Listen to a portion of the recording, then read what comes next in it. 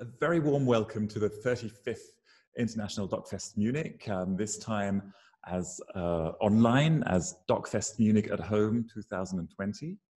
My name is Daniel Lang. I'm a filmmaker and I also work for the DOK.fest. And we are very, very happy to show you the German premiere of Long Live Love by Sine Skibsholt today in the section of DOK Panorama. The film is also nominated for the Kino Audience Awards sponsored by BR and Dreisat, and you can vote for it. And we are very lucky to have Sine Skibsholt with us today, so we can ask her a few questions. Hello, Sine. Hello. Where are you at the moment? I'm in my apartment in Copenhagen, Denmark. In Denmark, okay. Your film, Long Live Love, is about a young girl. You follow her very, very closely, and her mother. Rosemary, the protagonist, has cancer. How did you get to know Rosemary and her family? Rosemary's aunt, the female character who's in the ending of the film, is one of my very best friends. And I became friends with Rosemary's mother, who's the sister of Laura. And so I actually knew Rosemary's mother and father even before she was born. I had just started as a student at the National Film School of Denmark when Rosemary got sick at the age of 3, almost 4. And I filmed her for a period of 3 years as a part of my film school exercises. Okay. Then when she got ill again, actually her father called me and told me and said that if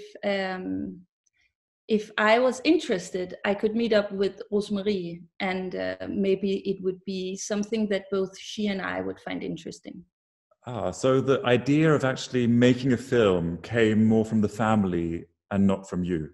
Yes, I think their initial contact was they couldn't imagine that it would become a film. But Rosemary has really had, it's been of great value to her that I did these films with her when she was little, because some of the things she went through in her first cancer period, she can't remember because she was 4.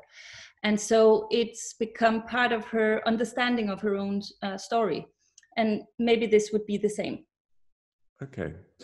And how did the collaboration between you two work? Like, would she phone you and say, "Oh, let's film today," or did you say, "Oh, let's film next week"? Or no, she's a teenager, and I think actually a teenager is the most difficult character I have ever tried to have a film relationship with, because her life is like this one day, and then tomorrow it's like this.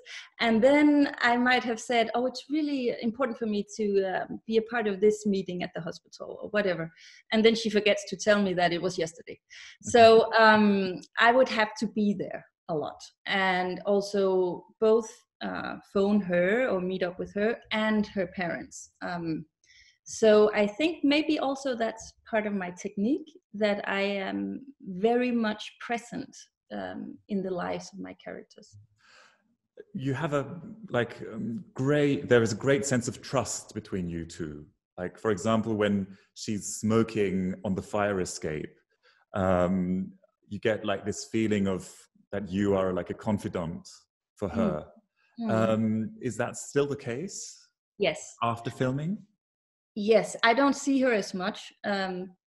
Now there's Corona times, but also she has gone to a boarding school for 1 year to kind of try new things out. And that's in a different part of Denmark. But I am constantly in contact with her on text message, and also her mother. But I think it's an awful dilemma for documentary directors, that we become so close with the people that we are portraying. But then when the film is over, it's almost, I find, impossible to keep up that close relationship, because my reason for being that much in her life is to make a film. and it is to portray her life the best way I can. And after I'm done with the film, I'm portraying someone else. And so I'm very much in their life. And I experienced this as well with my debut film, where I was portraying a married couple where the man fell ill, and they got a divorce, and it was very tragic. And it's actually quite painful afterwards, and it takes a few years to detangle, if you may. I'd like to talk about the structure of your film, because it's like a diary structure. Was Yes. that clear for you from the beginning, or did you think, okay, I've got all this material now, how am I going to structure it? I set out filming without actually knowing what the film was going to be, because I was not interested in making child cancer story. I think I've seen a lot of those films, and I had just made a film about illness and awful scandals in our lives. So I started filming, and Rosemary and her mother are just wonderful characters, and I really enjoy being in their company.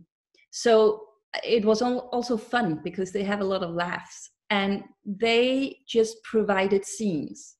And I guess that's what also makes good documentary characters, that they kind of live their life in a narrative. So in the beginning, I was just going along with this cancer. It's a structure. You have to get chemo, operation, radiation, and stem cells, and all this. And then after the treatment was over, there was kind of like an abyss of, okay, what is the film going to do? What is happening now? But then it very soon became clear that it's the relationship between the mother and Rosemary, and also the story from when she was a child, and how do you cope after? And I find that very interesting. When we started the editing, oh my goodness, we had so much material in that was vibrant, but it was really difficult to pull together. So what we did was that the editor and I, we took the scenes that we called like our golden scenes, and those we had to protect. And then we had to figure out, okay, in order to feel what we feel in the scene with all that we know, how can we tell the story so that when she says this or that, we understand the subtext. So the diary idea actually started in the editing. But of course, we knew that Rosemarys has a diary, and that it's a huge part of who she is, to make collages and write about her life. So it kind of found its way in there, but it wasn't until in the editing that I asked Rosemary if she would let me look into her diary. Would you could you tell us which scene, or as an example, is like a golden scene for you in the film? The scene in the bed when Rosemary is scolding her mom, we found to be a golden scene, not only because it's really rough and raw and ugly in a sense, but also because it was the truth. They were so brutally honest, and there was so much to gather from that scene. Then also the scene where they are with the aunt, and they really, it's the climax of all the conflicts, and we get to understand that Katrine also has something in her life that made her the way she is. There were more. Let me see. Oh, the scene in the couch where Rosemary confronts her mother about what happened when she was a child. Those are some of the scenes. Yeah.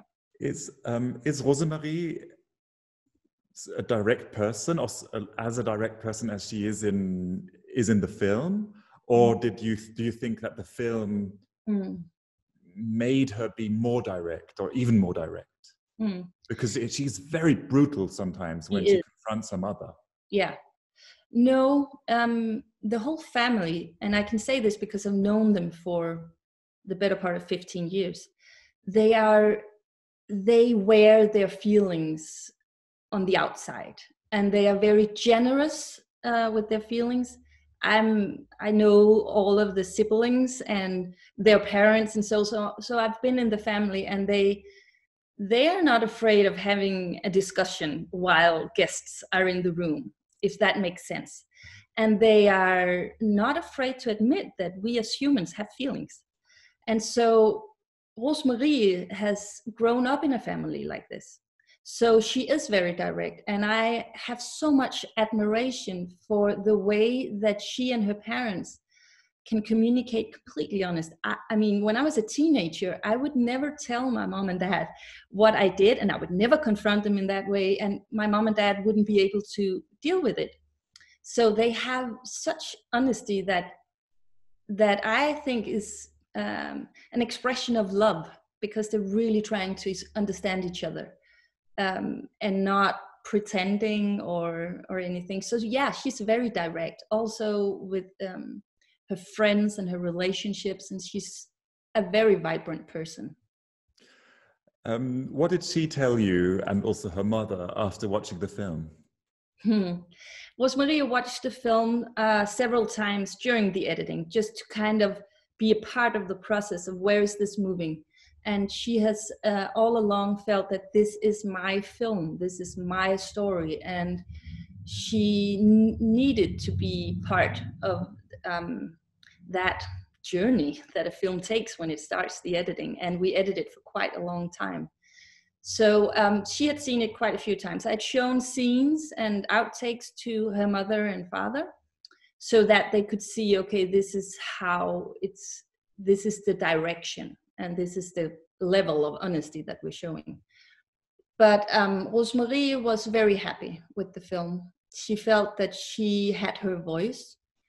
Katrine watched the film, and it was really difficult for her emotionally, because she was forced to see how much hurt it had caused her and her daughter and the rest of the family to go through already twice the fear of losing her daughter. So she had also a process of watching it again and again, but that was when the film was almost done, not until then. One last question. I would like to know how you work. Are you always on your own and do everything on your own, or do you have a little team? Because I imagine it difficult, for example, with a team. Yeah, I work alone. I love to be alone with the camera and experience this life happening unfiltered in front of the camera. And also now the films I've made and where I like to place myself as a documentarist are in intimate situations. And I mean, I have to be part of the tapestry or the wall, and we can't be more than one. I don't feel that's fair. And also I visit my characters a lot, also without knowing if I'm going to film. And that's easier when it's just me. Okay, yeah, I'm going to go there now, and not having to phone a photographer or someone else. So I really enjoy that. But the editor is a huge part. I've worked together with Rebecca for many years now. And also the sound and the music, of course, but that's after the filming is done. And what about new films, new projects? Are there any in the pipeline, or is that still a secret? Actually, right now, no. And that's really scary. But these films have really drained me. And so I'm taking a break. I made TV documentaries. But that's also nice to try, where I don't spend 3 years in the making. But I have an idea that has been lingering for years now that has a religious angle, and I'm really hoping to get started on that soon. Sine, thank you very much for sharing with us your thoughts about your film, Long Live Love. Dear audience, if you really like this film, then you can vote for it and give it the Kino Audience Award, sponsored by BR and Dreisat. and goodbye to Copenhagen. Bye-bye. Bye, thank you very much.